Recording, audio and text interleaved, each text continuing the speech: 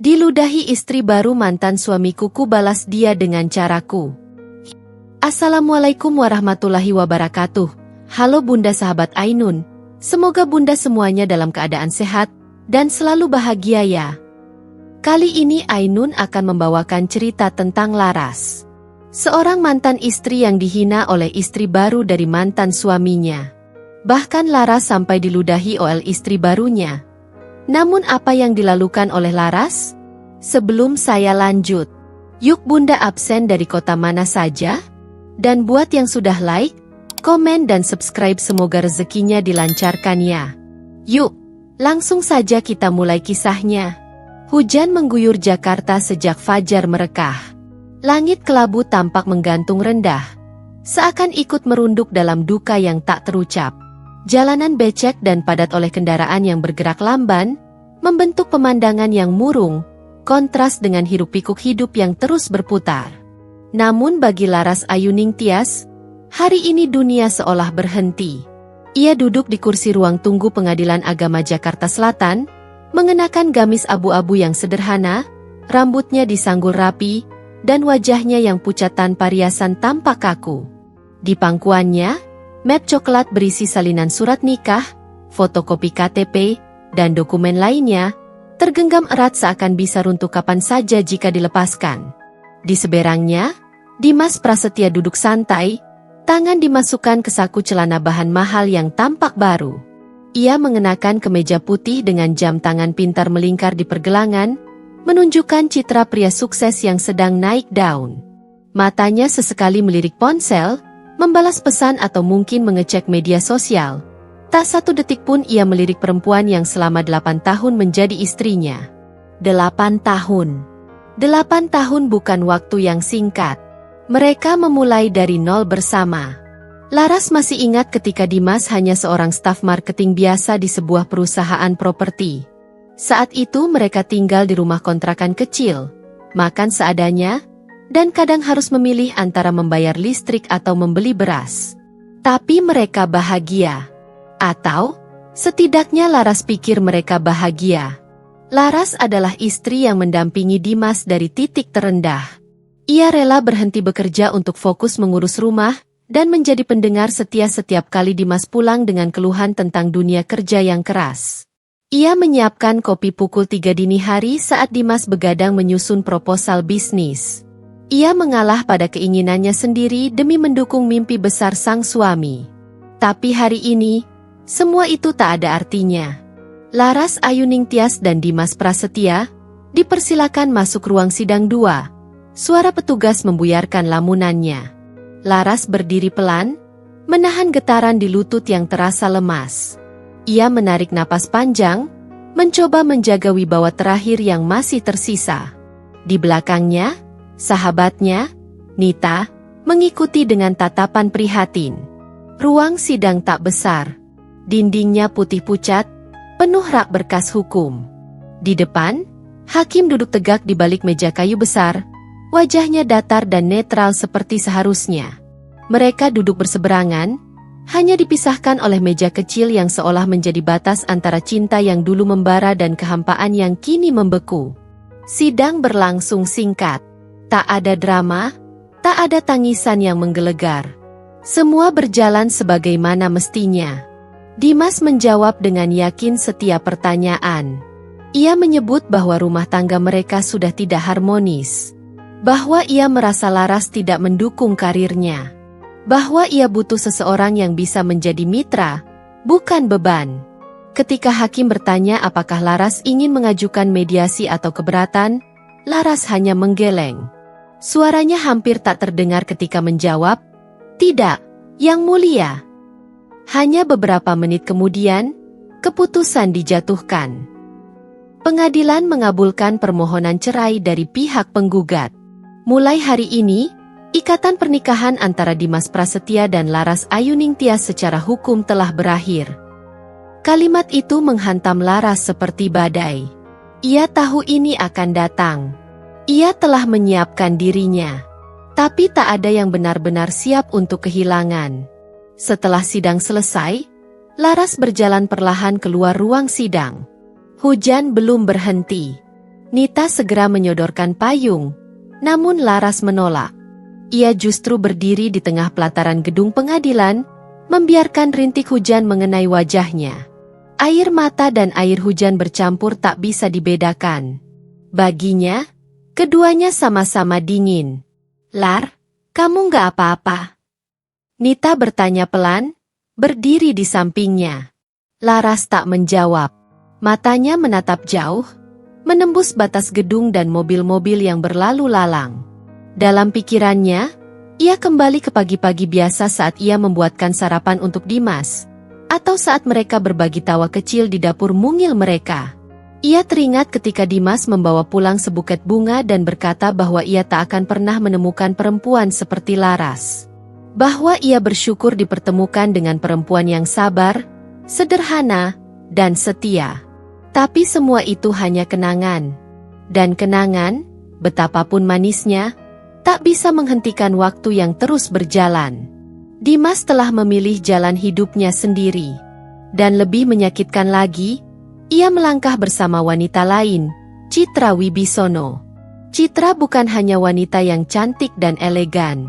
Ia adalah simbol kekuasaan, kemewahan, dan status sosial. Ia adalah segalanya yang tidak dimiliki Laras. Dan Dimas, lelaki yang dulu membanggakan kesederhanaan istrinya, kini memuja kilau dunia yang dulu mereka sama-sama hindari. Laras tidak tahu apakah Dimas pernah benar-benar mencintainya. Mungkin cinta mereka memang hanya cukup untuk 8 tahun. Atau mungkin cinta itu telah lama mati, dan ia hanya satu-satunya yang masih mencoba menghidupkannya sendirian. Namun, hari ini Laras mengerti satu hal, ia telah dibebaskan. Dari penantian, dari kesetiaan yang tak dihargai, dari pengharapan yang tak pernah dibalas. Dan meski luka ini akan memakan waktu untuk sembuh, ia tahu bahwa hidupnya belum berakhir. Di balik hujan, ada matahari yang masih menunggu untuk bersinar. Dan Laras akan belajar mencarinya kembali. Rumah itu kini hanya tinggal kenangan. Laras berdiri di depan pagar besi yang mulai berkarat, menatap halaman kecil dengan pohon Kamboja tua yang dulu ia tanam bersama Dimas. Dulu, rumah ini penuh dengan tawa dan suara langkah kecil putra mereka, Arga. Kini, hanya kesunyian yang menyambut. Dalam keputusan pengadilan, rumah itu dinyatakan milik bersama. Namun karena Laras tidak bekerja dan tak memiliki penghasilan tetap, hakim memutuskan rumah akan tetap ditempati Dimas. Bukan hanya itu, Laras juga kehilangan yang paling ia jaga dengan segenap jiwa, Arga. Anaknya. Hak asuh jatuh kepada Dimas, dengan alasan yang dibuat-buat oleh pengacara mahal yang disewa oleh Citra, bahwa Laras mengalami gangguan emosi dan tidak stabil secara mental. Mereka membawa rekaman percakapan pribadi saat Laras menangis histeris di telepon, mengungkapkan rasa putus asa setelah Dimas pergi. Mereka memutar ulang kata-katanya, memelintirnya menjadi bukti, ketidaksiapan, menjadi seorang ibu. Bahkan psikolog yang sebelumnya menenangkan Laras, dihadirkan sebagai saksi ahli yang menyatakan bahwa ia berpotensi mengalami depresi berat. Semuanya telah dirancang. Laras tidak gila. Ia hanya perempuan yang dihancurkan secara perlahan, yang disudutkan tanpa kesempatan untuk membela diri. Tapi di mata hukum, ia hanyalah seorang ibu rumah tangga biasa, tak punya kekuatan, tak punya harta, dan kini bahkan kehilangan anaknya. "Bu, kita sudah sampai." Suara sopan dari sopir ojek online membuyarkan lamunannya. Laras mengangguk pelan. Ia menurunkan satu koper kecil dan 2 kardus dari motor. Itulah seluruh hidupnya kini. 1 koper pakaian, beberapa buku, dan kenangan yang tak bisa dikemas dalam kotak apapun. Ia menatap bangunan kontrakan kecil di ujung gang sempit. Dindingnya catnya mengelupas, atapnya miring, dan baunya lembab. Tapi hanya itu yang ia mampu sewa sekarang. Setelah perceraian, semua tabungannya dibekukan oleh Dimas, yang mengklaim sebagian besar aset dalam rekening bersama sebagai modal usaha. Laras hanya diberi uang pisah yang lebih pantas disebut sedekah. Ia membuka pintu kontrakan dan menghela napas panjang. Lantai keramiknya dingin. Ada satu kasur tipis di pojok ruangan dan kipas angin tua yang sudah berdebu. Ia duduk perlahan. Punggungnya terasa ngilu, tapi bukan itu yang paling sakit. Yang paling menyakitkan adalah kenyataan bahwa Arga tidak bersamanya. Putranya yang baru berusia 6 tahun. Yang setiap malam minta dibacakan dongeng. Yang menyukai roti bakar buatannya. Yang selalu memeluknya erat saat hujan turun. Anak itu kini tinggal bersama pria yang telah menghancurkan ibunya, dan wanita yang memfitnahnya sebagai orang sakit jiwa. Laras mencoba menelepon. Tidak diangkat. Ia mengirim pesan. Tidak dibalas. Ia menunggu di depan sekolah, berharap bisa melihat Arga dari jauh. Namun Dimas sudah memberitahu pihak sekolah untuk tidak mengizinkan Laras mendekat. Laras sempat hampir diamankan satpam ketika berdiri terlalu dekat di pagar. Anak saya, Pak. Saya cuma ingin lihat anak saya, katanya sambil terisak. Satpam itu hanya menggeleng pelan. Matanya ikut basah tapi tak bisa melanggar perintah. Laras terpaksa pergi dengan langkah lunglai. Tubuhnya berguncang menahan tangis. Hari-hari berikutnya dilalui Laras dalam keheningan yang menyiksa. Ia bangun setiap pagi dengan tubuh lelah meski tidur nyaris tak pernah datang. Tangannya kerap gemetar, dan dadanya sering sesak. Namun ia tahu satu hal, ia tidak boleh menyerah. Nita, sahabatnya, menjadi satu-satunya yang masih bertahan di sisinya. Lar, kamu mau tinggal sama aku dulu? Beneran? Rumah aku masih ada kamar kosong, tawar Nita suatu malam, menatapnya khawatir. Tapi Laras menggeleng. Ia tidak ingin menjadi beban. Ia sudah terlalu sering membuat orang harus mengorbankan sesuatu demi dirinya. Sekarang, ia ingin berdiri di atas kakinya sendiri, meski goyah.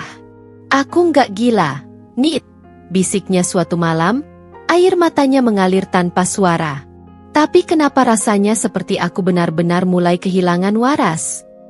Nita hanya memeluknya erat. Tak tahu harus berkata apa. Satu-satunya cara Laras bertahan adalah menulis. Ia mulai mengisi hari dengan menulis di buku harian, hal yang dulu sering ia lakukan sebelum menikah.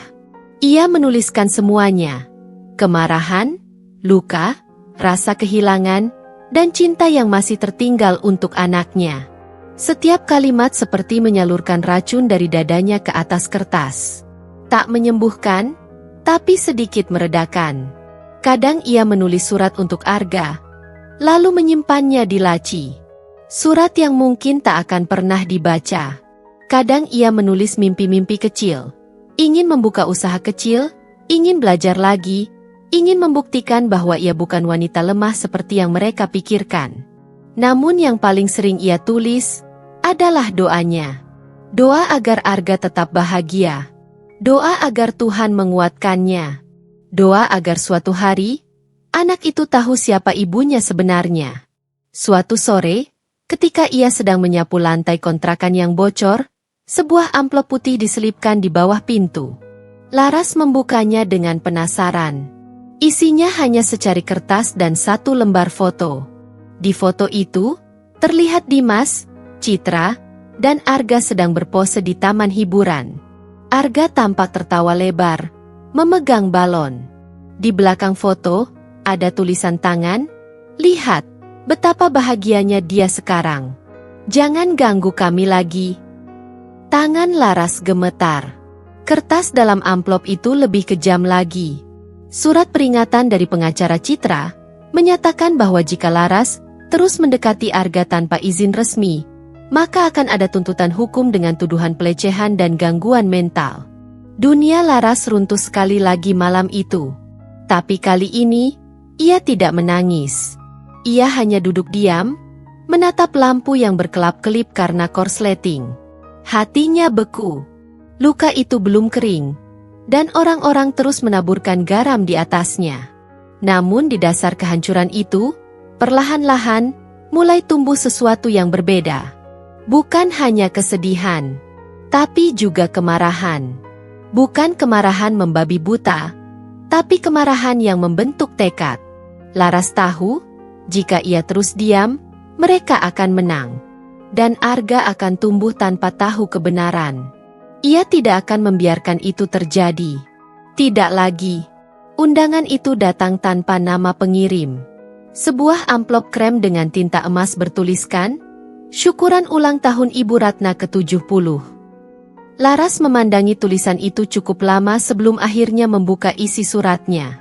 Tertulis bahwa acara akan diadakan di sebuah restoran mewah di kawasan Menteng. Ada catatan kecil di bawahnya, seluruh keluarga besar diundang, tanpa kecuali. Ibu Ratna, nenek dari Dimas, adalah satu-satunya anggota keluarga yang masih menyapanya dengan hangat saat semuanya menjauh. Mungkin karena usia dan kebijaksanaannya, atau mungkin karena hatinya yang masih percaya bahwa kekerabatan tidak putus hanya karena perceraian. Ia sering mengirim pesan singkat menanyakan kabar, kadang menitipkan makanan lewat art. Laras sempat ragu. Dunia mereka kini berbeda. Ia, seorang perempuan yang bahkan tak sanggup membayar tagihan listrik tepat waktu. Sementara mereka punya semuanya. Tapi ia tak ingin menyakiti hati Ibu Ratna. Maka hari itu, dengan gamis biru tua yang telah dipakainya berkali-kali, dan jilbab polos yang telah kusam warnanya, Laras datang. Ia naik Transjakarta, lalu berjalan kaki menyusuri trotoar hingga ke restoran mewah berlampu gantung besar yang menggantung di langit-langit lobinya. Restoran itu dipenuhi tamu dengan pakaian mahal, perhiasan berkilau, dan parfum yang menusuk hidung.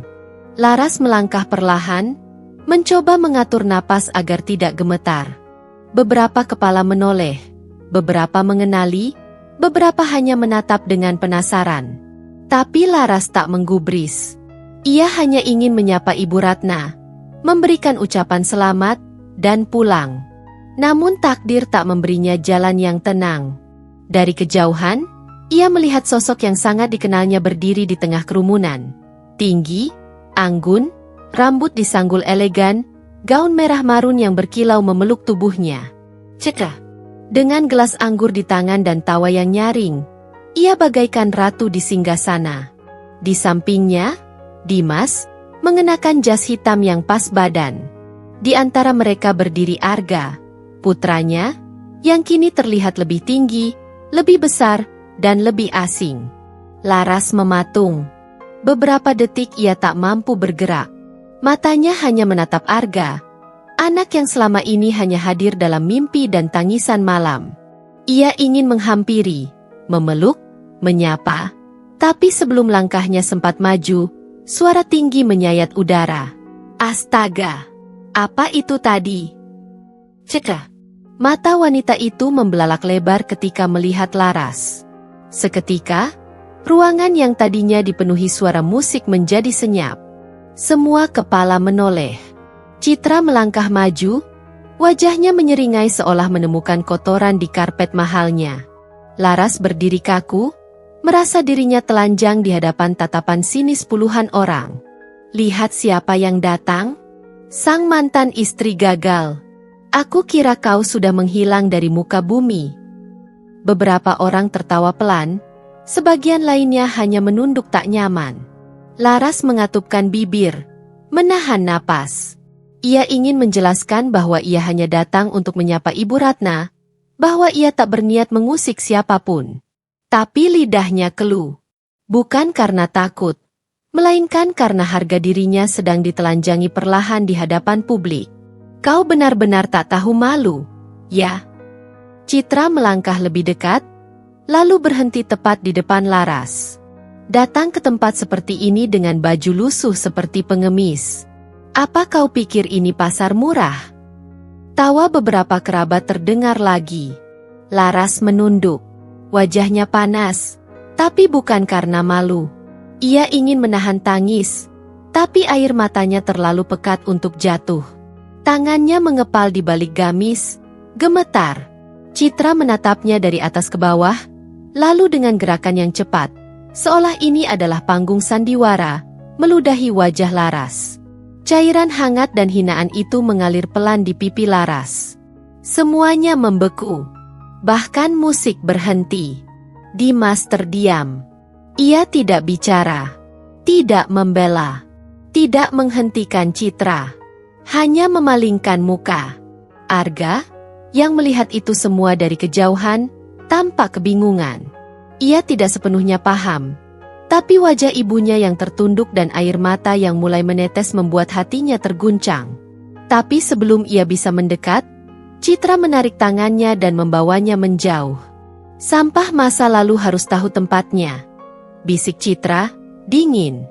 "Kau tak punya hak berada di sini. Kau tak punya apa-apa, dan akan tetap jadi bukan siapa-siapa." Laras tidak menjawab. Ia hanya mengangkat wajahnya perlahan. Mata yang basah bukan karena ludah, tapi karena luka yang lebih dalam dari penghinaan itu sendiri. Ia menatap langsung ke mata Citra, dan untuk pertama kalinya, tidak melihat musuh, melainkan api. Bukan api amarah, tapi api tekad. Ia tidak akan membalas. Tidak di sini. Tidak dengan cara yang sama. Tapi di dalam hatinya, ia bersumpah, "Aku akan bangkit. Bukan untuk membuktikan siapa diriku padamu, Citra, tapi untuk anakku. Untuk diriku sendiri. Untuk luka ini, yang tak akan kering sampai aku sembuh dan berdiri kembali." Malam itu, Laras berjalan kaki pulang, di bawah hujan yang kembali turun. Gaunnya basah, wajahnya masih perih, dan dadanya terasa hampa.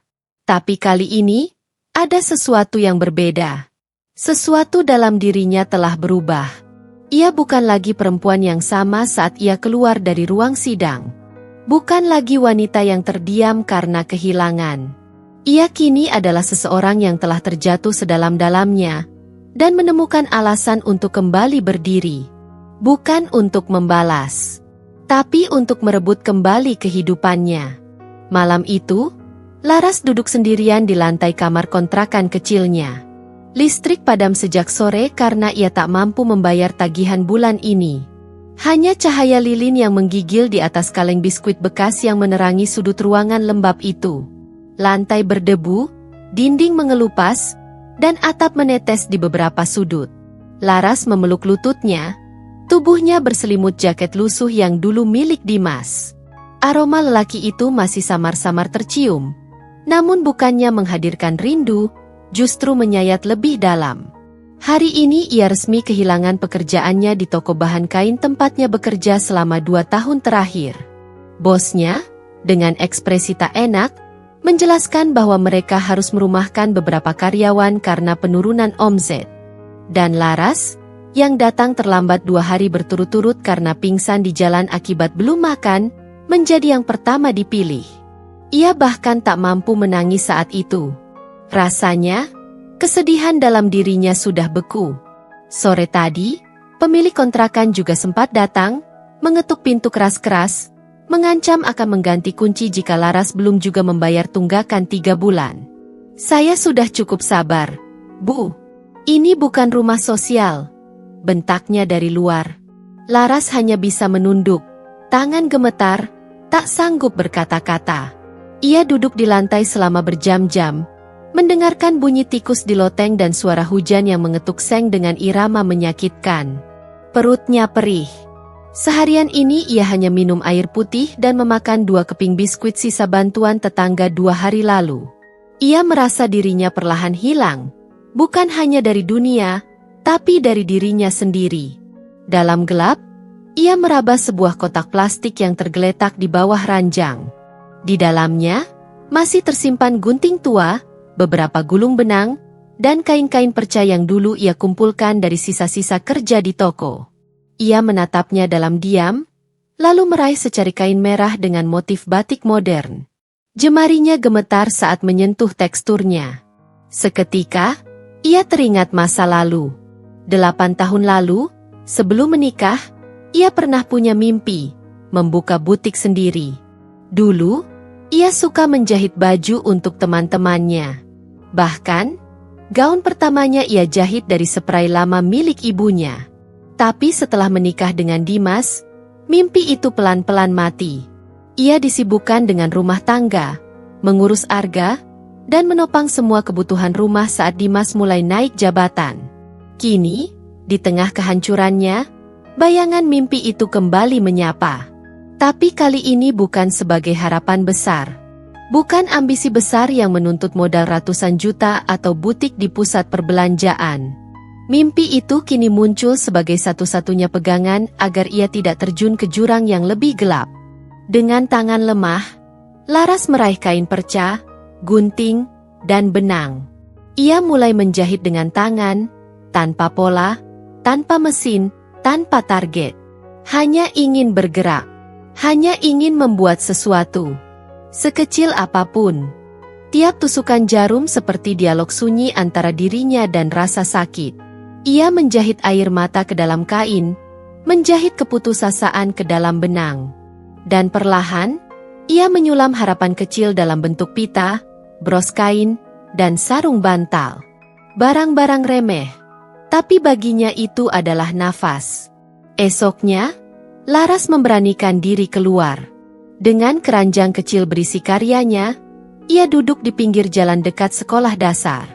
Ia menawarkan bros dan pita kecil buatan tangannya pada ibu-ibu yang menjemput anak-anak mereka. Beberapa menolak dengan wajah iba, beberapa hanya melirik lalu berjalan cepat. Namun 1-2 orang membeli. Tak banyak, tapi cukup untuk membeli nasi bungkus dan sebotol air mineral. Ia menangis malam itu, bukan karena sedih, tapi karena akhirnya, ia tidak tidur dengan perut kosong. Hari-hari berikutnya, ia terus menjahit. Ia belajar dari YouTube yang ia tonton diam-diam saat singgah di warung internet, mencatat pola, mencoba kombinasi warna, menyulam nama pembeli di tas kain buatannya. Pelan-pelan, ia mulai menerima pesanan dari tetangga. Bahkan ibu pemilik warung sebelah menawarkan untuk menitipkan barang dagangannya di etalase. Namun bukan berarti semua menjadi mudah. Setiap malam, Laras masih harus bergulat dengan rasa takut.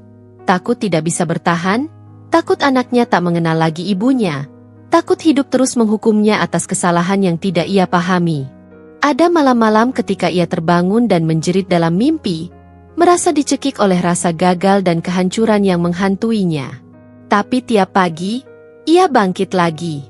Dengan mata sembab, tubuh lelah, dan harapan kecil yang menempel di ujung jarum jahitannya. Ia belum bangkit. Belum sepenuhnya pulih. Tapi dari puing-puing dirinya, perlahan mulai tumbuh sesuatu. Sesuatu yang dulu mati karena cinta yang dikhianati. Sesuatu yang sekarang hidup karena rasa sakit yang terlalu dalam. Harga diri. Matahari belum sepenuhnya terbit ketika Laras sudah duduk di sudut teras kontrakan sempitnya, menjahit dengan sabar. Angin pagi membawa aroma tanah basah dan suara anak-anak kecil yang mulai berkeliaran. Sebagian anak tetangga yang terbiasa melihatnya menjahit kadang menghampiri, menatap dengan rasa ingin tahu, dan berceloteh riang tentang pita rambut atau dompet kain buatan Laras. Tiap hari ia berdoa, tak muluk-muluk. Semoga dagangan hari ini laku. Semoga tak turun hujan saat ia menggelar lapaknya di emperan sekolah. Semoga perutnya tidak terlalu perih agar bisa bekerja tanpa pingsan. Hidup masih berat, tapi sekarang Laras mulai berjalan. Perlahan, tapi pasti. Suatu siang, saat ia sedang duduk di pelataran minimarket dengan dagangan kecil-kecilan, seorang wanita paruh baya yang elegan berhenti di depannya. Rambutnya tertata rapi, kacamata bulat menggantung di hidung mancungnya, dan jemarinya dihiasi cincin batu berkilau. Wanita itu mengenakan blus putih bersih dan rok lilit bermotif etnik yang langsung memikat mata Laras. "Ini buatanmu?" tanya wanita itu sambil menunjuk clutch kecil dari kain lurik dengan bordir bunga yang nyaris tersembunyi di sudut lapak. Laras mengangguk. "Iya, Bu." Wanita itu mengambil clutch tersebut, memeriksanya dengan teliti. Ia membolak-balik, mengamati jahitan, memeriksa lapisan dalam, hingga resleting kecil di sisi samping. "Rapi sekali," gumamnya. "Desainnya juga tidak biasa." "Terima kasih, Bu," jawab Laras pelan. Wanita itu memperkenalkan diri sebagai Tante Rani. Ia menanyakan beberapa hal. Di mana Laras belajar menjahit, bagaimana ia memasarkan barang, dan siapa saja pelanggannya. Laras menjawab dengan jujur, ia belajar otodidak.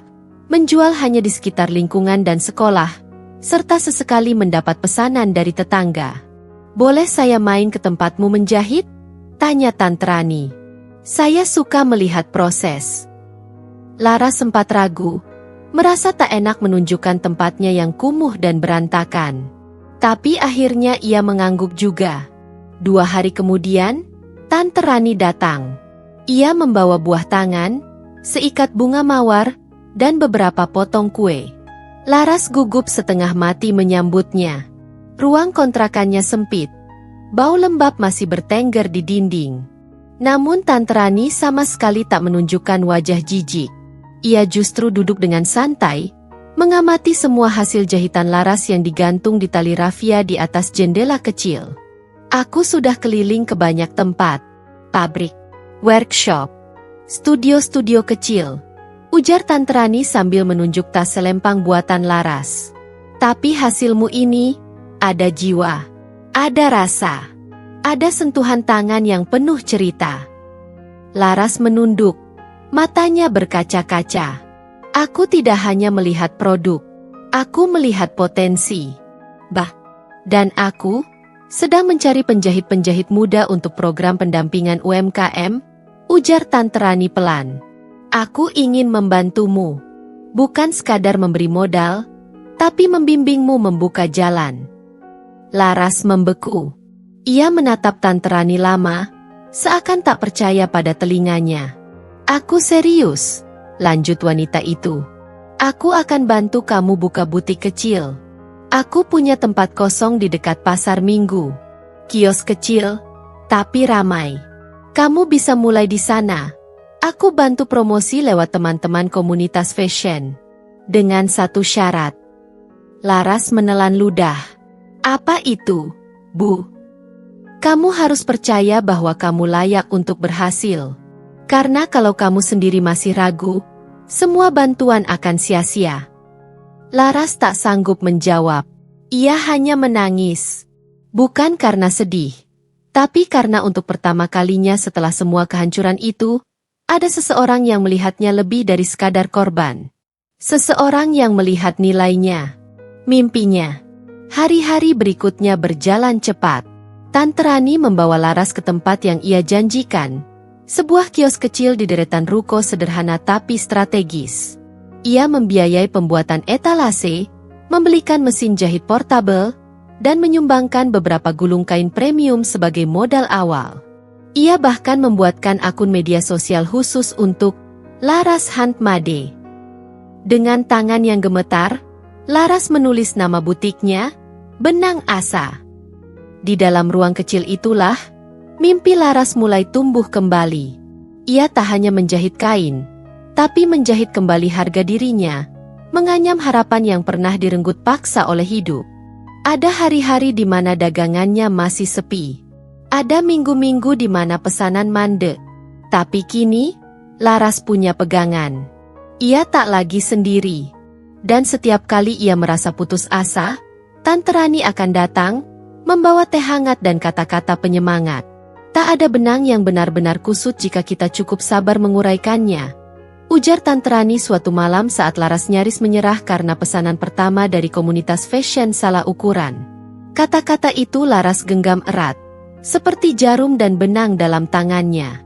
Dan kini, di balik setiap lipatan kain dan sulaman bunga, Laras mulai menenun masa depannya. Bukan sebagai istri Dimas, bukan sebagai sampah masa lalu yang dihina citra, tapi sebagai perempuan yang bangkit dari puing-puing dirinya sendiri. Warna-warna itu kembali muncul dalam hidup Laras. Bukan hanya dari lembaran kain batik yang ia potong dan jahit, tapi juga dari sorot matanya yang kini kembali berbinar.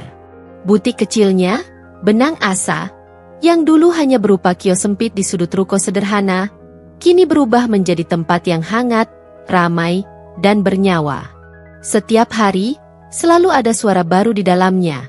Tawa pelanggan, bunyi mesin jahit yang tak pernah berhenti berdetak, suara notifikasi pesanan dari media sosial yang berdenting tanpa henti. Bahkan aroma dalam ruangan pun berubah. Bukan lagi bau lembab kontrakan lama, melainkan wangi sabun cuci kain, teh hangat, dan semangat baru. Awalnya, Pelanggan hanya datang dari komunitas kecil yang dibentuk oleh Tante Rani. Tapi suatu hari, seorang selebgram fashion lokal bernama Nala Arsi datang diam-diam ke butiknya. Ia tertarik dengan clutch bordir bunga yang viral lewat unggahan story seorang temannya. Nala membeli beberapa item, memuji jahitannya yang halus dan desainnya yang punya jiwa.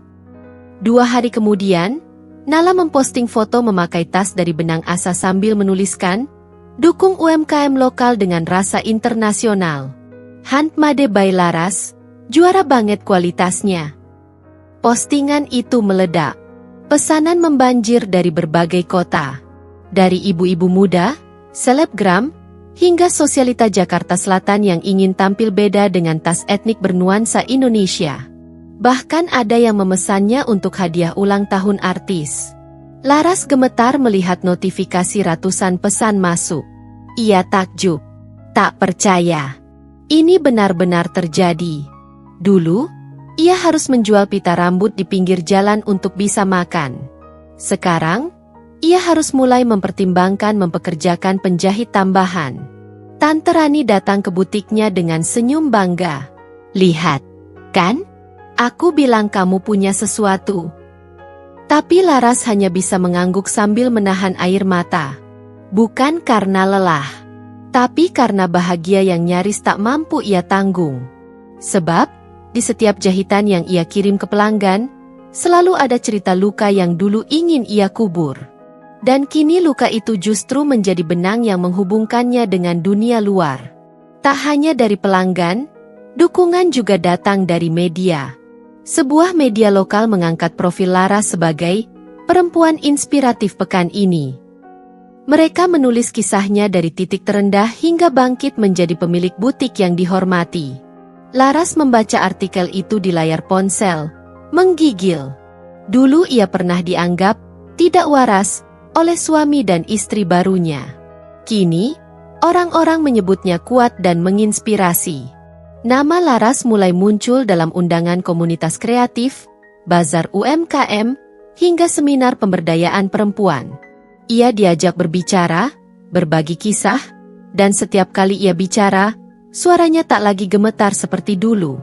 Ia belajar berdiri di atas luka, bukan untuk mengeluh, tapi untuk menunjukkan bahwa luka bisa dijahit menjadi karya.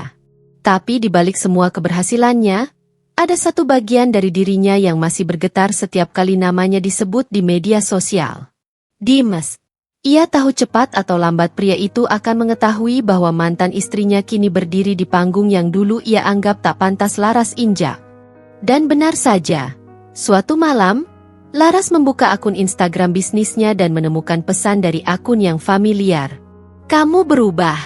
Kita bisa bicara?" Dimas. Laras menatap pesan itu lama.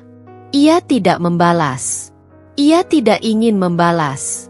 Bukan karena marah, tapi karena ia tahu, sebagian dari dirinya telah meninggalkan bab itu untuk selamanya.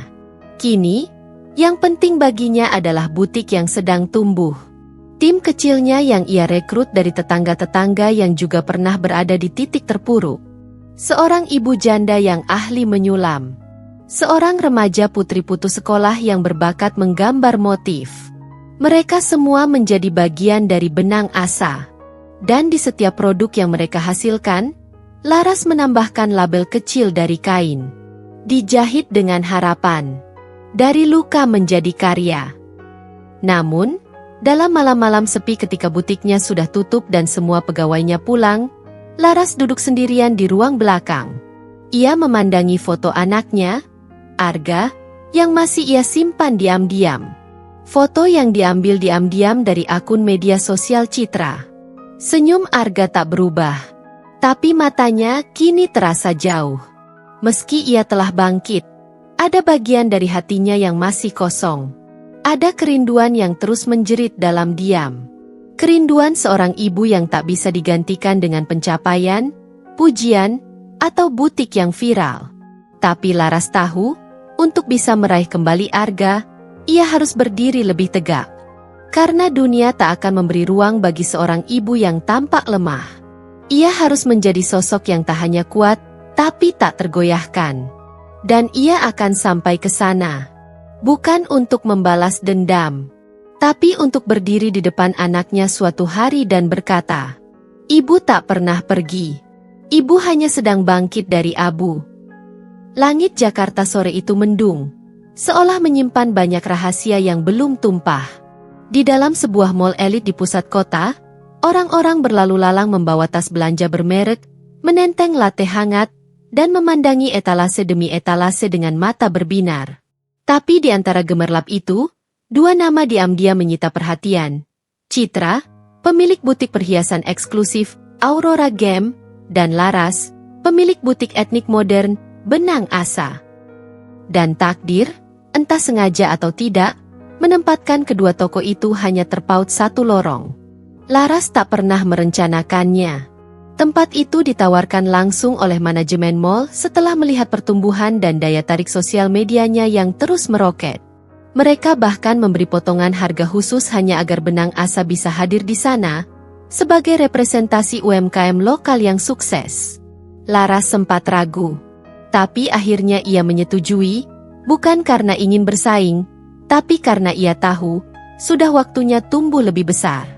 Namun, bagi Citra, kehadiran butik Laras di mal itu adalah tamparan tanpa suara. Awalnya ia menertawakan ketika mendengar kabar butik Benang Asa akan hadir di mal yang sama. "Pakaian kampungan," katanya pada stafnya. "Lihat saja, seminggu juga bangkrut." Tapi waktu berlalu, dan yang terjadi justru sebaliknya. Setiap hari, lorong depan butik Laras dipadati pengunjung. Tak hanya para sosialita, tapi juga fashion blogger, content creator, bahkan wartawan gaya hidup yang datang untuk membuat liputan khusus. Dalam waktu sebulan, butik Benang Asa menjadi salah satu tenan teramai di mal itu. Citra mulai gelisah. Ia memperhatikan bagaimana wanita-wanita yang dulu menjadi pelanggannya kini berjalan melewati tokonya dengan kantong belanja Benang Asa di tangan. Ia mendengar dengan telinganya sendiri saat seorang sosialita bergumam, "Koleksi Laras lebih berkarakter daripada bling-bling gak jelas di toko itu." Itu menusuk. Bukan karena uang, Citra punya banyak.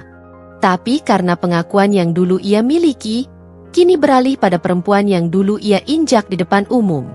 Perempuan yang ia ludahi. Perempuan yang dulu dianggap lemah dan tak layak berdiri di samping Dimas.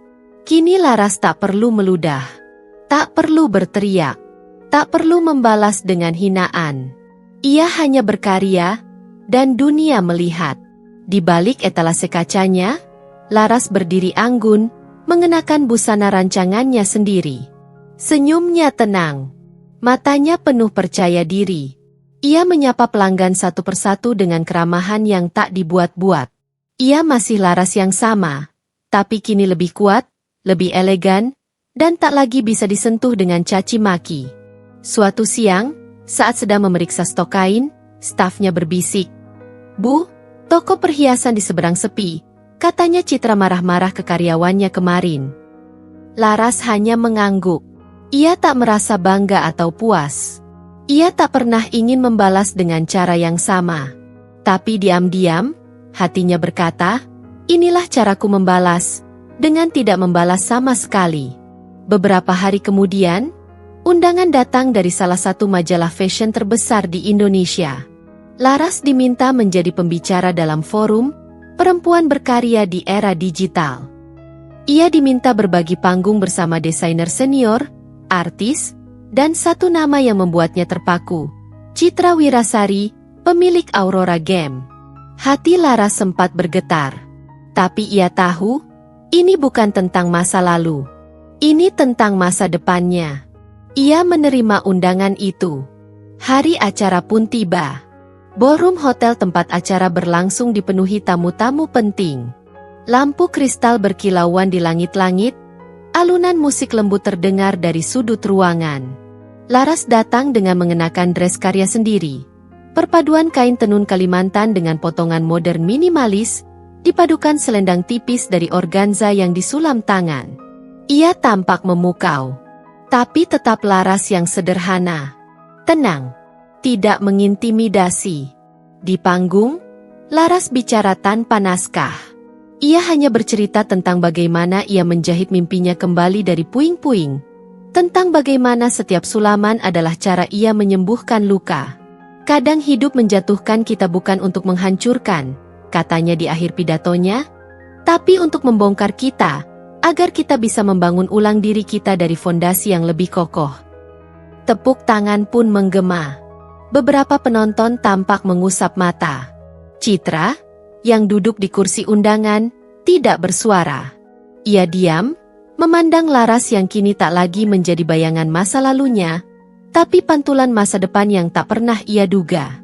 Malam itu, ketika Laras turun dari panggung, seorang jurnalis mendatanginya.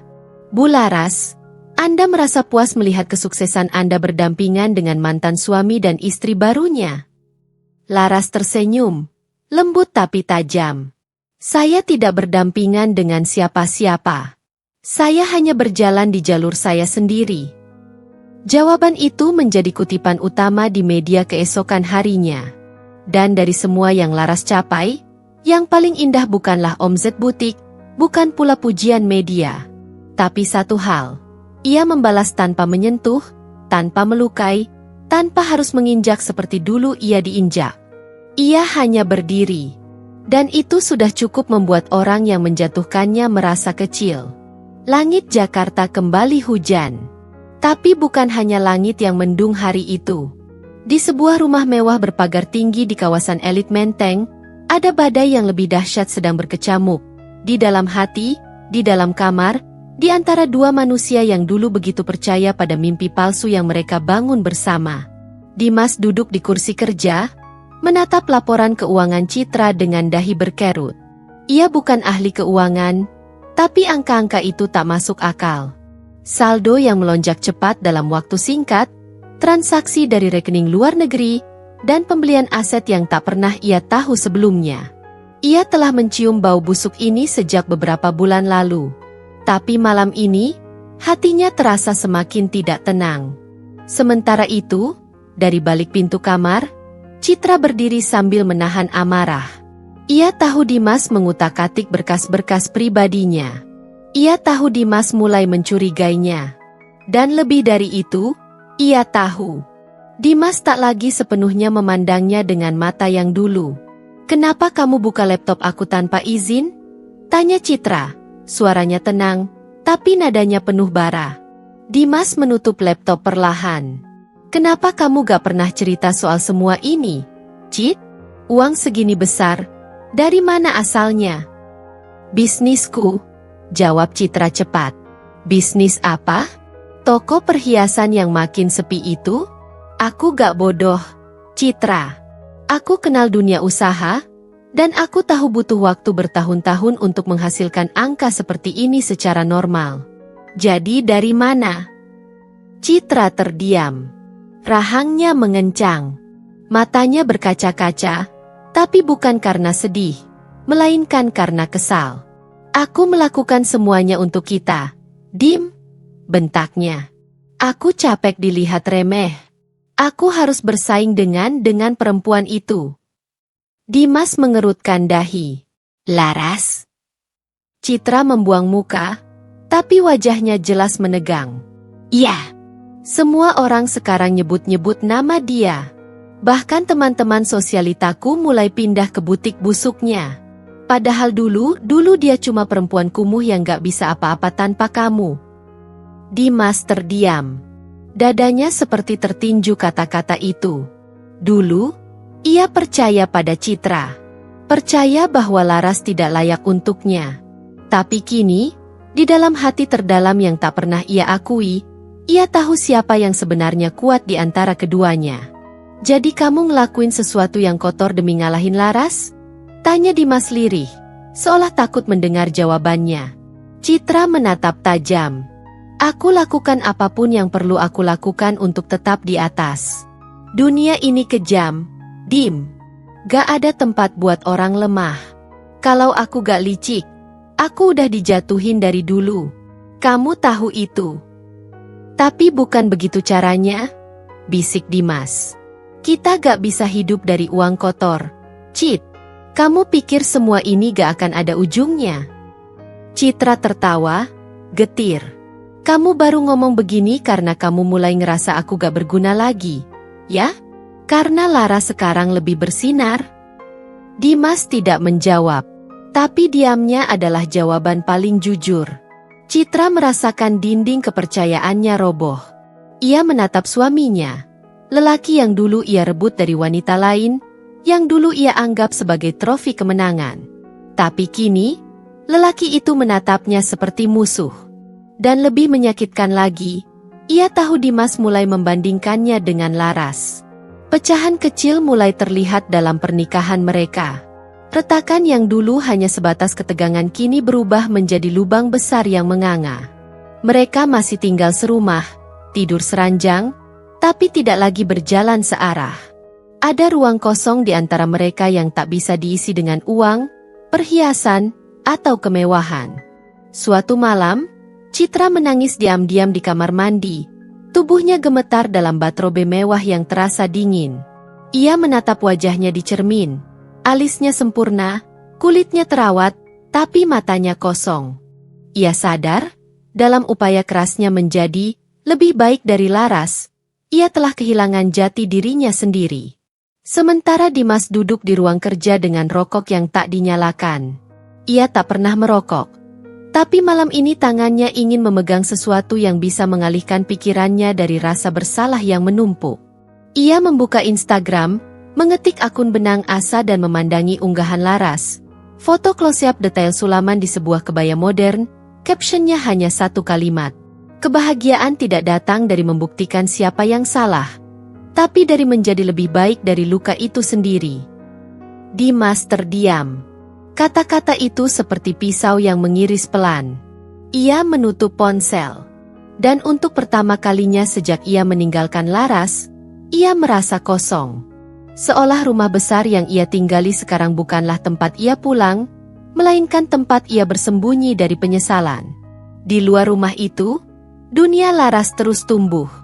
Tapi di rumah mewah pasangan yang dulu menyiksanya, retakan-retakan kecil mulai membesar, dan pelan-pelan, rumah itu mulai runtuh dari dalam. Suatu pagi, Laras duduk di ruang kerjanya yang terang. Tumpukan kain dan sketsa busana modern yang menggabungkan tradisi dan inovasi berserakan di atas meja. Butiknya yang kini lebih besar dari sebelumnya, tak hanya menjadi rumah bagi pekerjaannya, tetapi juga tempat di mana banyak perempuan datang untuk mencari keyakinan diri lewat busana yang ia ciptakan. Hari itu, ada undangan yang berbeda dari biasanya. Sebuah surat yang elegan terlipat rapat, dengan segel emas di atasnya. Laras memandangnya sejenak, lalu membuka perlahan, membaca baris demi baris. Dengan hormat, kami mengundang Anda untuk menjadi desainer utama dalam gala fashion terbesar tahun ini. Kami sangat terkesan dengan pencapaian Anda dan yakin bahwa karya Anda akan memberi warna baru dalam dunia mode tanah air. Kami berharap Anda bisa hadir dan memamerkan koleksi Anda di acara ini. Laras terdiam, napasnya terhenti sejenak. Gala fashion itu adalah acara prestisius yang hanya dihadiri oleh para tokoh penting dalam industri fashion dan hiburan. Undangan semacam ini, bagi seorang desainer seperti Laras, adalah pencapaian besar yang tak terbayangkan sebelumnya. Ia merasa bangga, bukan hanya karena dirinya, tapi karena perjuangannya yang telah membawa dia sejauh ini. Namun, di balik kebahagiaan itu, ada perasaan yang tak bisa ia sembunyikan. Citra. Ia tahu bahwa undangan ini mungkin akan membawa mereka berdua bertemu di bawah sorotan yang sama. Dan meskipun Laras tak ingin berpikir buruk, ada sesuatu yang gelap di hatinya yang mulai menyentuh kesadaran. Ini bisa jadi momen yang penuh konflik. Hari gala pun tiba. Ruangan megah yang dihiasi lampu kristal dan karpet merah tampak begitu elegan. Para tamu yang hadir mengenakan busana formal non-glamor. Di tengah keramaian, Laras berdiri dengan anggun mengenakan gaun berwarna biru gelap dengan aksen bordir tangan yang rumit. Busana itu adalah karya terbarunya, yang akan dipamerkan malam itu. Ia merasa sedikit gugup, tapi lebih dari itu, ia merasa hidup. Setelah beberapa saat, Laras melihatnya, Citra.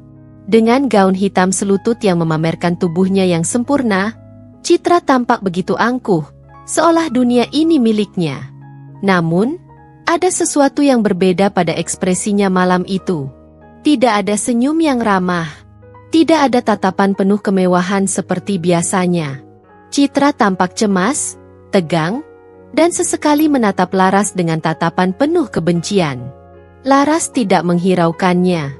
Ia melangkah ke atas panggung untuk memulai presentasinya. Seiring dengan sorakan dan pujian dari hadirin, ia merasakan kepuasan yang mendalam.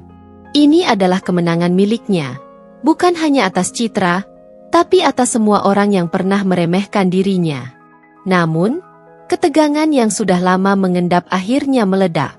Ketika Laras selesai memamerkan koleksinya, seorang tokoh penting di dunia mode yang dulu pernah menghina Laras ketika ia masih seorang desainer pemula, berdiri untuk memberi pujian.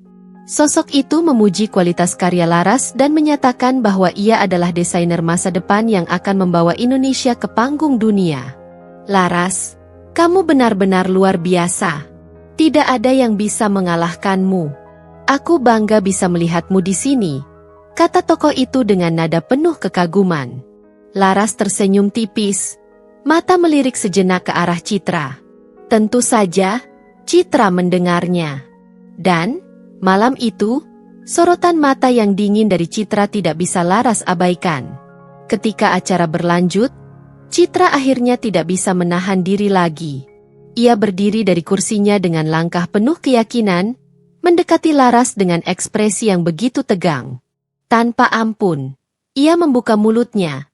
Suaranya menusuk di tengah keramaian yang sempat sunyi. Laras, kamu pikir ini kemenangan untukmu? Suara Citra nyaring, menggema di sekitar ruangan yang mendadak terdiam. Kamu pikir orang-orang itu akan memujimu selamanya?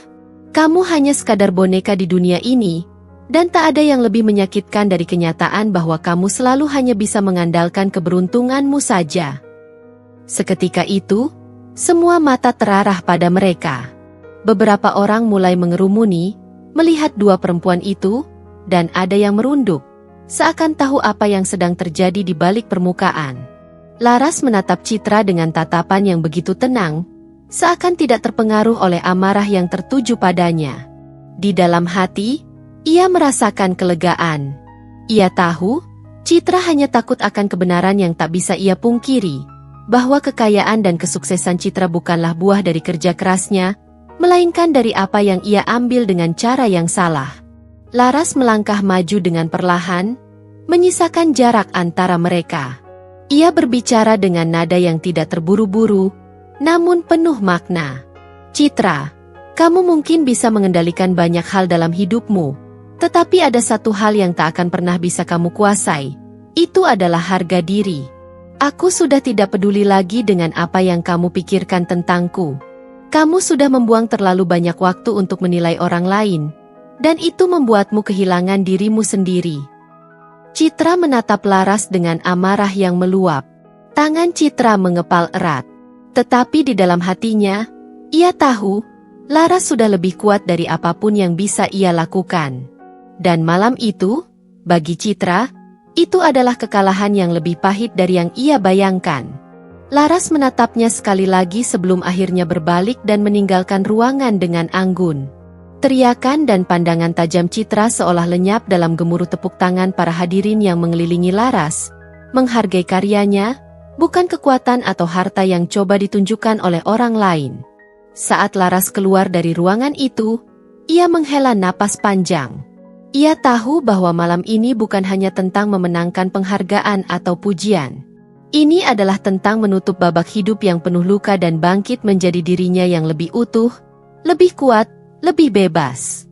Dan sementara Citra terperosok dalam permainan kebohongan dan kesombongannya, Laras, di bawah cahaya sorotan yang kini berkilau jauh lebih terang, hanya tersenyum, menyadari satu hal, tidak ada kemenangan yang lebih besar daripada membebaskan diri dari masa lalu. Malam itu, setelah acara gala berakhir, Laras merasa seolah dunia membentang luas di depannya. Tak hanya karena kemenangannya dalam dunia mode, tetapi juga karena dirinya akhirnya berhasil melepaskan diri dari bayang-bayang masa lalu yang selalu mengikutinya, Citra, dan segala kekosongan yang ditinggalkan oleh Dimas. Namun, Di tempat lain, di rumah mewah yang dulu menjadi simbol kesuksesan bagi Citra dan Dimas, semuanya sedang runtuh. Segera setelah kejadian di gala, video Citra yang menyerang Laras dengan kata-kata kasar dan penuh kebencian mulai beredar luas di media sosial. Awalnya, hanya segelintir orang yang menyaksikan. Tetapi seperti api yang menyebar cepat di hutan kering, video itu segera menjadi viral. Citra yang dulu selalu merasa di atas angin, yang terbiasa mendominasi orang-orang di sekitarnya, kini terperangkap dalam kata-kata dan perilakunya sendiri. Reaksi publik begitu cepat. Banyak orang mulai berbagi video tersebut, dengan berbagai komentar pedas dan mengecam sikap Citra yang terbukti tidak memiliki kelas. Media nasional tidak ketinggalan menyorot kejadian tersebut, bahkan memberinya judul yang menyakitkan. Citra, wanita mewah yang tak tahu cara menjaga kelas. Citra yang biasanya angkuh dan mampu menutupi segala keburukan dengan senyum manis, kini terperangkap dalam kerentanannya. Di media sosial, orang-orang mulai mengungkit berbagai macam kisah dan rumor tentang dirinya, tentang bagaimana ia mendapatkan kekayaannya, tentang hubungan gelapnya dengan orang-orang berkuasa, dan bagaimana ia membangun kerajaan bisnisnya dari kebohongan dan penipuan. Tak hanya itu, malam itu juga menjadi puncak keruntuhan lainnya. Para investor yang sebelumnya tertarik pada bisnis perhiasan Citra mulai mundur satu persatu. Beberapa yang masih setia, mulai mencabut dana mereka. Para klien yang dulu memujinya kini mulai menarik diri, tak ingin terlibat dengan sosok yang sudah kehilangan kredibilitasnya.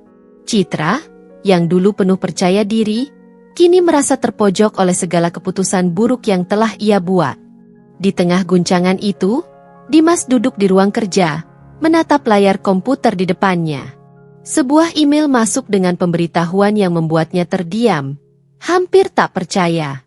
Investor besar yang selama ini menjadi salah satu klien terpenting mereka, kini mengirimkan surat pemutusan kontrak dan menarik dana investasi yang telah mereka tanamkan. Ini terlalu banyak untukku, bisik Dimas pada dirinya sendiri, merasakan keringat dingin membasahi dahinya. Semua yang ia bangun bersama Citra, yang mereka banggakan selama ini, kini runtuhannya dalam hitungan hari. Namun, itu bukan akhir dari malapetaka yang harus Dimas hadapi. Beberapa hari setelah itu, sebuah laporan investigasi muncul di media, mengguncang reputasi Dimas lebih dalam lagi. Laporan tersebut mengungkapkan bahwa Dimas, yang kini dikenal sebagai suami Citra, ternyata terlibat dalam kasus penggelapan uang milik klien-klien Citra. Uang yang seharusnya digunakan untuk bisnis Citra ternyata diselewengkan dan dialihkan ke rekening pribadi Dimas. Berita itu seperti petir yang menyambar rumah tangga mereka. Publik mulai meragukan kredibilitas Dimas sebagai seorang profesional, dan Citra, yang sebelumnya selalu menutup mata terhadap segala kecurigaan, kini terjebak dalam perasaan kebingungannya sendiri. Dimas bukan hanya kehilangan hartanya, tetapi juga kepercayaan masyarakat yang dulu begitu mendukungnya. Pada malam yang sama, Laras duduk di kediamannya yang sederhana, memandangi layar ponsel yang menunjukkan kabar terbaru mengenai Citra dan Dimas. Video Citra yang menyebutnya, sampah masa lalu, masih terus beredar, dan Laras merasa seolah ada sesuatu yang tercapai di dalam dirinya. Ini bukan tentang pembalasan, bukan tentang menghancurkan Citra, tetapi lebih kepada menerima bahwa ia tidak lagi bisa dikhianati oleh mereka yang pernah merendahkannya. Laras sudah lama tidak peduli dengan kebencian atau kata-kata orang. Ia telah menemukan kekuatannya sendiri, dan sekarang, ia merasa bahwa dirinya tak lagi terbelenggu oleh bayang-bayang mereka. Kini, keberhasilan butik dan bisnisnya adalah sesuatu yang patut ia banggakan, jauh lebih dari sekedar melawan perasaan sakit hati yang pernah ia rasakan. Namun, ada satu hal yang mulai menggugah hati Laras. Dimas. Berita mengenai keterlibatannya dalam kasus penggelapan uang membuat Laras merasa bingung. Ada perasaan yang belum ia selesaikan dengan Dimas. Ada bagian dalam dirinya yang masih mencari jawaban. Apakah semua ini bisa diperbaiki? Apakah Dimas benar-benar menyesal? Atau, mungkin, apakah ia hanya melihatnya sebagai jalan keluar terakhir? Saat itu, teleponnya berdering. Dimas. Laras menatap layar sejenak, Napasnya tercekat. Tidak ada yang lebih ia inginkan selain melupakan lelaki itu. Tetapi sesuatu dalam dirinya merasa ada yang belum selesai. Laras, aku butuh bicara. Suara Dimas terdengar lemah dari ujung telepon. Aku tahu aku sudah hancurkan semuanya. Aku sudah menghancurkan hidupmu. Dan aku tahu aku tak layak untuk meminta maaf. Tapi, bisakah kita bicara? Satu kali saja. Laras terdiam. Sejenak, perasaan campur aduk menguasainya. Semua kenangan pahit itu muncul kembali, begitu nyata. Namun, ada sesuatu yang lebih kuat di dalam dirinya. Keinginan untuk melangkah maju, meninggalkan masa lalu tanpa menoleh lagi. Apa yang kamu inginkan, Dimas? Suara Laras terdengar begitu tenang. Namun ada kekuatan yang mendalam dalam setiap kata-katanya. Aku hanya ingin kamu tahu, aku menyesal, Laras. Semua yang terjadi ini, aku benar-benar menyesal. Laras menarik napas dalam-dalam. Ia tahu, kejatuhan Citra dan Dimas adalah kejatuhan mereka sendiri. Itu adalah harga yang harus mereka bayar atas segala perbuatan mereka. Namun, apakah itu berarti ia harus membuka pintu maaf untuk Dimas? Ia tahu jawabannya. Dimas, sudah terlambat. Laras menjawab, suaranya begitu pasti. Aku sudah selesai denganmu. Kamu memilih jalanmu sendiri, dan aku juga memilih jalanku. Aku tak punya ruang lagi untukmu dalam hidupku. Dengan itu, Laras menutup telepon dan menatap jendela yang terbuka, melihat langit malam yang cerah. Ia tahu, kejatuhan yang sempurna bagi Citra dan Dimas adalah akhir dari perjalanan mereka. Tapi bagi dirinya, ini adalah awal dari sesuatu yang jauh lebih besar dan lebih indah. Laras sedang duduk di ruang kerjanya yang terang, dikelilingi oleh tumpukan kain, pola, dan beberapa rancangan yang tengah dipersiapkan untuk koleksi berikutnya. Butiknya yang kecil namun nyaman itu kini menjadi tempat yang penuh dengan kreativitas dan semangat baru.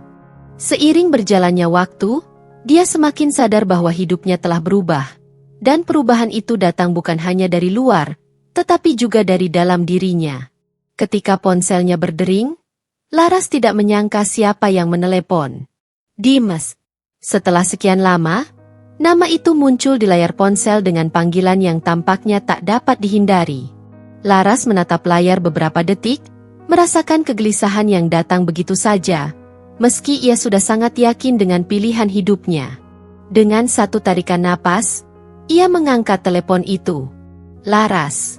Suara Dimas terdengar begitu rendah, penuh penyesalan yang terasa menggantung di udara.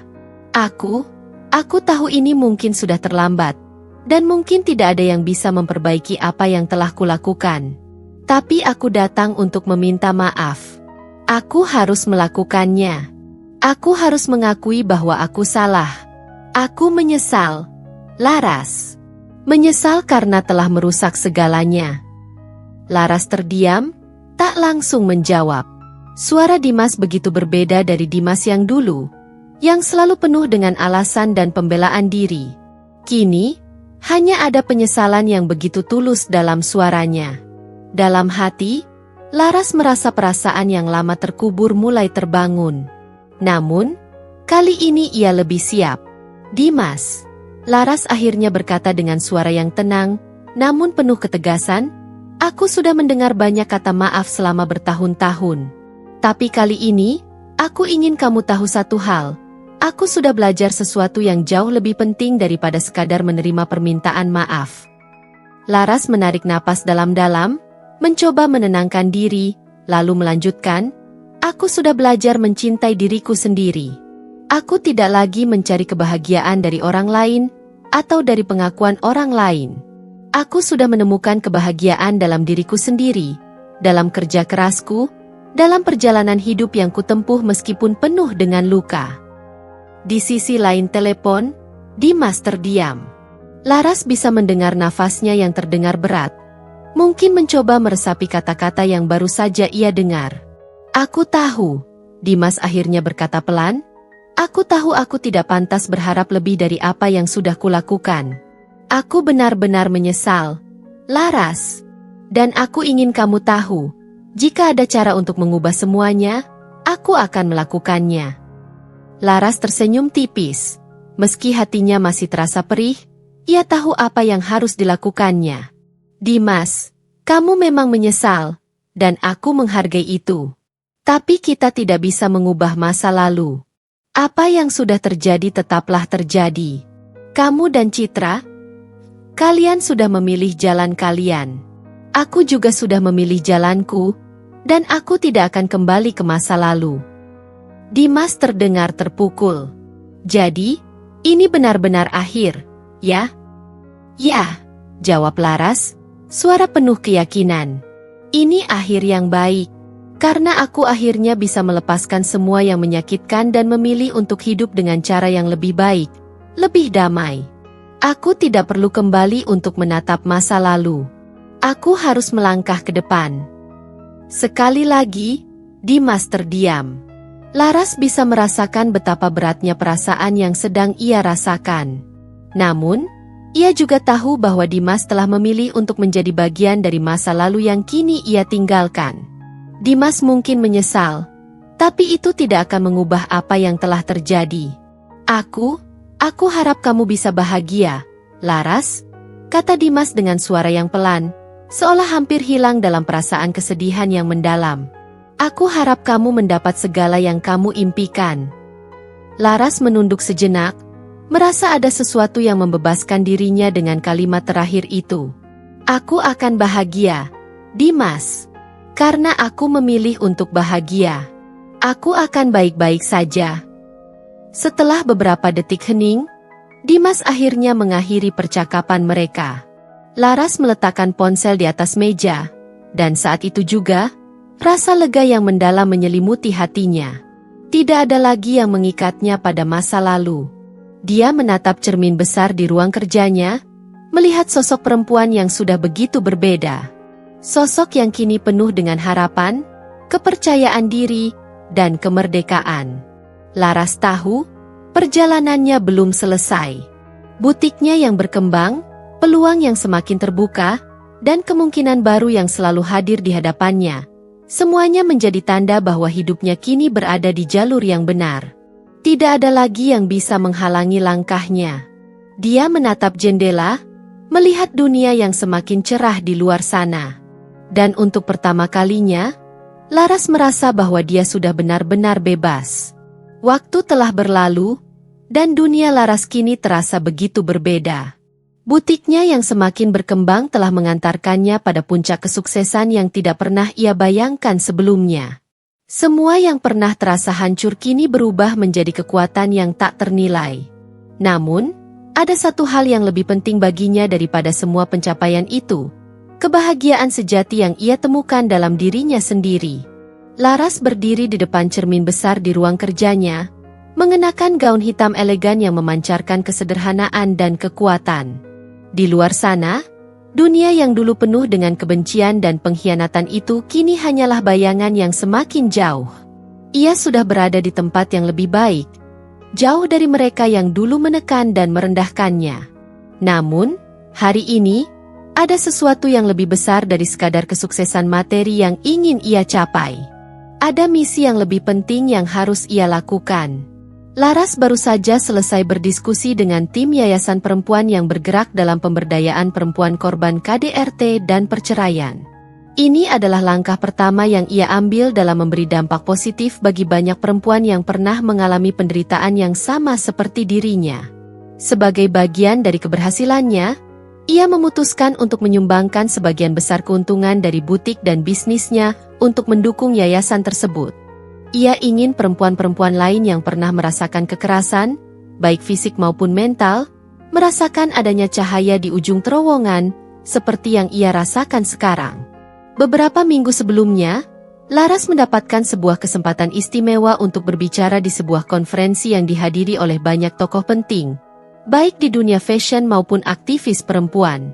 Ia berbicara tentang perjalanan hidupnya, tentang bagaimana ia bertahan melalui badai, bagaimana ia memilih untuk tidak membalas kejahatan dengan kejahatan, dan bagaimana ia akhirnya menemukan kedamaian dan kekuatan dalam dirinya sendiri. Saya tidak pernah berniat untuk membalas dendam, ujar Laras di hadapan audiens, dengan suara yang penuh kekuatan. Saya hanya ingin menunjukkan kepada diri saya sendiri, dan kepada semua perempuan di luar sana, bahwa kita bisa bangkit dari apapun yang menghancurkan kita. Kita bisa memilih untuk menang, bukan dengan kekerasan atau balas dendam, tetapi dengan elegan. Pada akhir pidatonya, tepuk tangan meriah menggema di seluruh ruangan. Laras tersenyum. Wajahnya yang cerah dan penuh percaya diri mencerminkan perjalanan panjang yang telah ia tempuh. Ini bukan hanya tentang memenangkan dunia fashion. Ini adalah tentang memenangkan dirinya sendiri. Tentang menemukan cara untuk tetap teguh meskipun dunia menekan. Setelah konferensi selesai, Laras kembali ke rumahnya yang sederhana namun penuh dengan ketenangan. Malam itu, ketika ia sedang bersantai, sebuah pesan masuk di ponselnya. Itu adalah dari sebuah media besar yang ingin mengundangnya untuk tampil dalam sebuah wawancara eksklusif. Mereka ingin membahas kisah suksesnya yang menginspirasi banyak orang, dari kejatuhan yang luar biasa hingga kebangkitannya yang penuh elegansi.